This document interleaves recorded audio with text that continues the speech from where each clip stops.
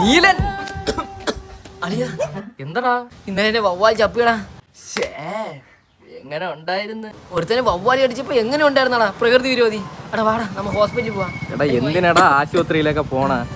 മറ്റേ law cinema ഉണ്ടാ കണ്ട് അതിലവൾ ആരായി വവ്വാലി അടിച്ചപ്പം? നീലി. അപ്പൊ നീ ആര്? നീലൻ. നീലനാ? ഓ എടാ ഇനി തൊട്ടാണ് നീ കൂടുതൽ ശ്രദ്ധിക്കാനുള്ളത്. ഇനിയാണ് നിന്റെ എനർജി ആക്ടിവേറ്റിംഗ്. ഇതേപോലെ സൂര്യപ്രകാശത്തൊന്നും ഇറങ്ങി നടക്കാൻ പറ്റൂല. എടാ എന്താടാ നിനക്ക് വലിയ ശബ്ദം കേൾക്കുന്നടാ? ഇല്ലടാ എനിക്ക് കേൾക്കുന്നടാ വെള്ളത്തിന്റെ ശബ്ദം. ശക്തിയൊക്കെ വന്നത് തോന്നുന്നു.